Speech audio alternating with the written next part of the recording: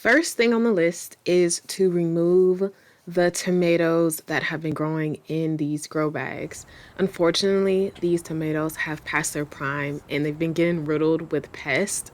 So I want to make room for something new. And I did enjoy having this tomato tunnel, but it didn't turn out exactly how I wanted it. So I'm hoping once I clear out the space, something new will be able to hopefully take over the entire tunnel.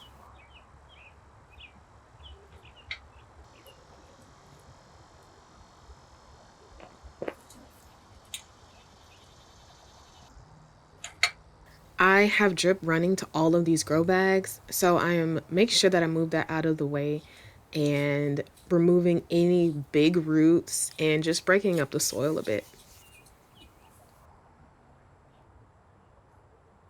The butterflies love the cut flower space, and this one right here, I feel like it was keeping me company while I tackled this project.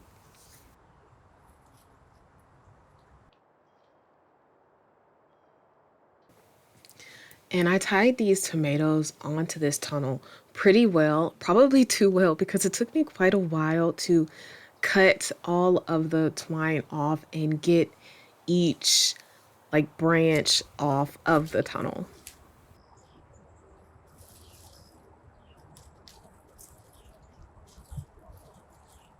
And I'll talk more about the drip later, but you can see here how I had it around the tomato plant.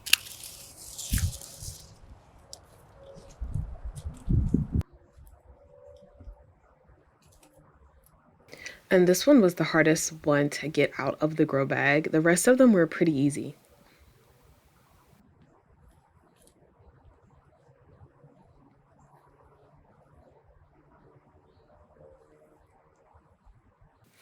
And I'm just going to speed through this process a bit. I am definitely sad that these tomato plants are leaving my garden, and I wish that I would have succession sowed another set after these had went in back in March. Next year, I will make sure that I do that so I can have tomatoes all the way through frost. All right, I have moved on to the next side of the grow tunnel, and these marigolds look really good, so I'm going to be leaving those in the grow bags.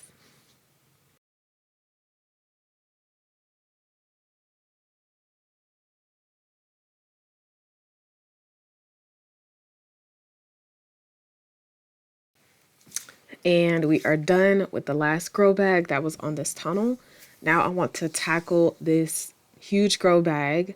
I had a tomatillo and some peppers growing in this grow bag, and none of them did well, so we are ripping all of those out. And I think the reason my tomatillo didn't do well is because I only planted one right here, and you actually need more than one tomatillo in order to get fruit.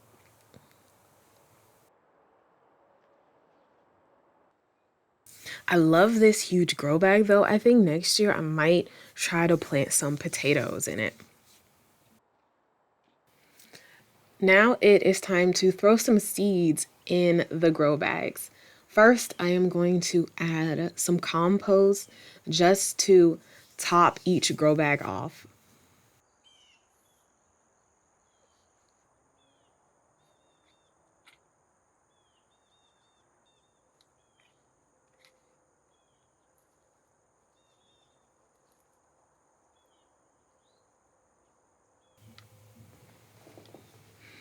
And I am going to be repositioning the drip in each grow bag.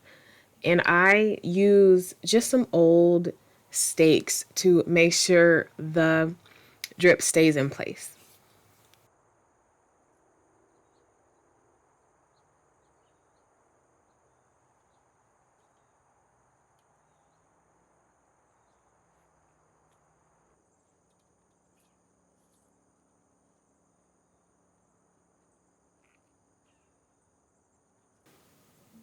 I accidentally tripped up on the drip I had running to this grow bag, so I'm going to fix it by cutting out the broken piece and adding in a new line.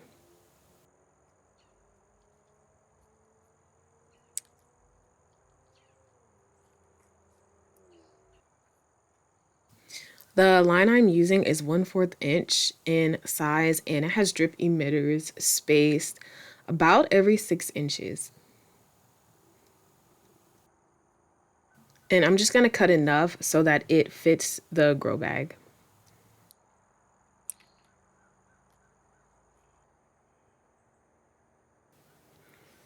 I use a 1/4 inch barb tee to connect it to a 1/4 inch blank tubing, which is connected to a 3/4 inch main line that runs throughout my garden.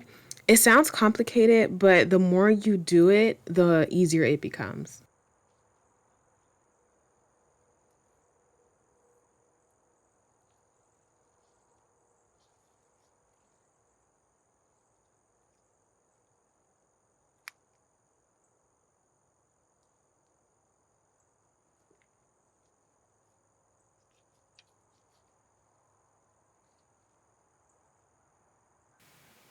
And with the emitters being spaced every 6 inches, the grow bag will be able to get even watering. Then I just secure the drip in place using some landscape staples, and I probably should have put two more on the sides just so it stays down better. But that is all with the drip. Now here are the seeds I am planting. We have Waltham Butternut Squash, early summer Crookneck Squash, Table King Bush Acorn Squash, White Scallop Squash, and National Pickling Cucumber. So I'm planting the Waltham Butternut Squash in the early summer Crookneck and the National Pickling Cucumber down this grow tunnel. So it'll kind of be like a squash tunnel with the twist being the cucumber. If your seeds ever have a point like these squash and cucumber seeds, you want to make sure that you are planting them with the point side down because the roots will emerge from that direction and it just gives them like a head start.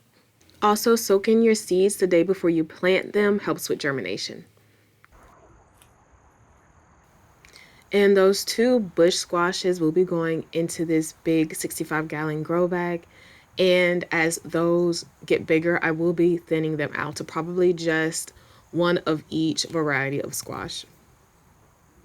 And this marks the first fall plantings. I think I'm the most excited about the grow tunnel.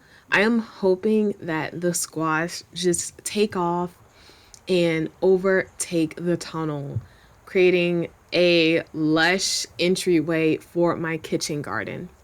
Let me know below if you started your fall plantings, and if so, what have you planted so far? Thank you so much for watching and happy sowing.